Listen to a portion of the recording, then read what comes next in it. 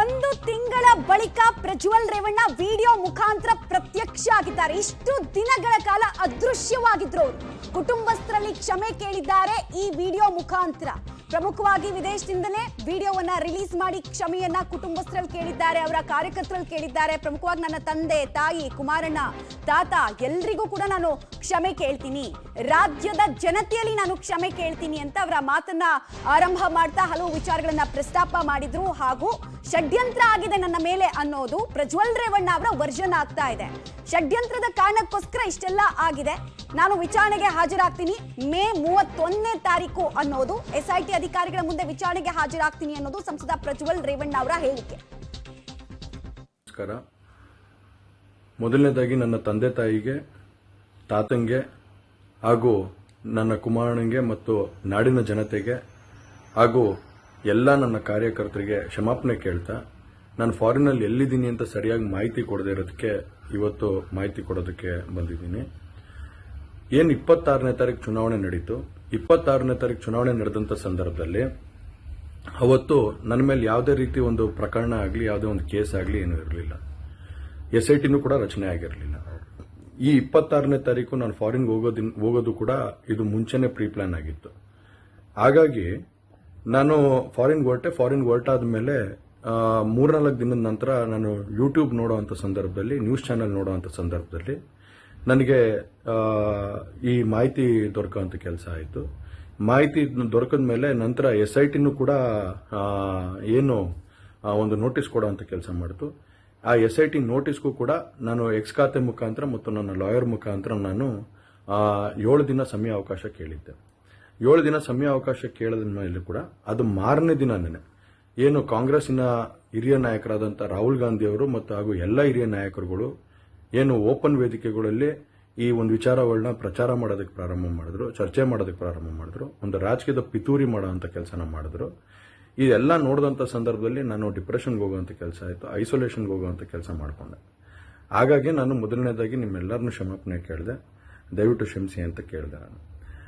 ಅದಾದ ನಂತರ ಹಾಸನಲ್ಲೂ ಕೂಡ ಕೆಲವು ಶಕ್ತಿಗಳು ಎಲ್ಲ ಒಟ್ಟಿಗೆ ಸೇರ್ಕೊಂಡು ಇವತ್ತು ನನ್ನ ಮೇಲೆ ರಾಜಕೀಯದ ಒಂದು ಪಿತೂರಿ ಮಾಡುವಂತ ಕೆಲಸ ಮಾಡುವಂಥದ್ದು ಇರ್ಬೋದು.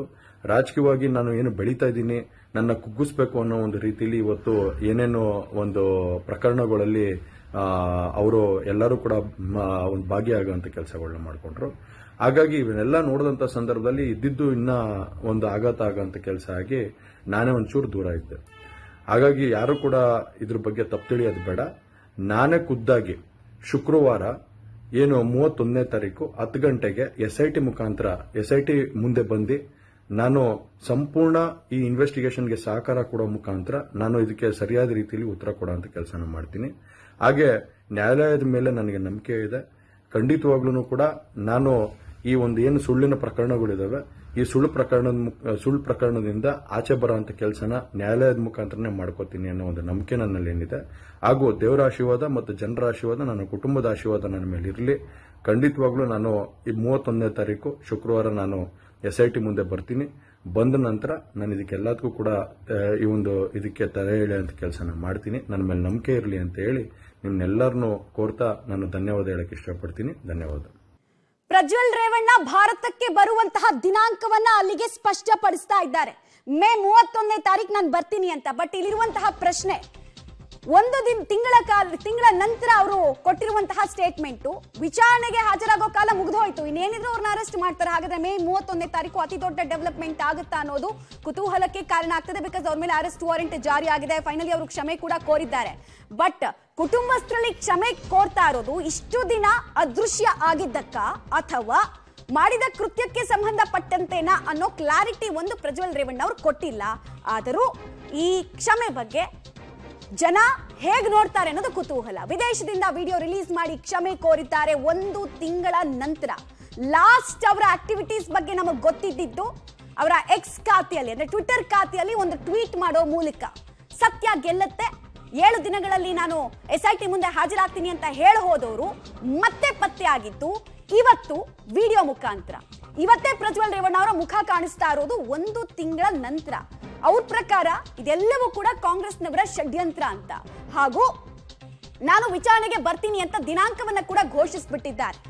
ಮೇ 31ನೇ ತಾರೀಕು ಪ್ರಜ್ವಲ್ ರೇವಣ್ಣ ಅವರ ಆಗಮನ ಆಗೋದು ಅಲ್ಲಿಗೆ ನಿಕ್ಕಿ ಆಗ್ತಾ ಇದೆ. ಅವ್ರು ಹೇಳ್ತಾ ಇರೋ ಪ್ರಕಾರ ಈ ಹಿಂದೆ ಇವತ್ತು ಬರ್ತಾರೆ ಅವತ್ತು ಬರ್ತಾರೆ ಅನ್ನೋ ನಿರೀಕ್ಷೆ ಇತ್ತು, ಚುನಾವಣೆ ಮುಗಿದ ಮೇಲೆ ಬರ್ತಾರೆ ಅನ್ನುವಂತಹ ನಿರೀಕ್ಷೆ ಇತ್ತು. ಬಟ್ ಫೈನಲಿ ಒಂದು ಕ್ಲಾರಿಟಿಯನ್ನ ವಿದೇಶದಿಂದಲೇ ಕೊಟ್ಟಿದ್ದಾರೆ ಪ್ರಜ್ವಲ್ ರೇವಣ್ಣ.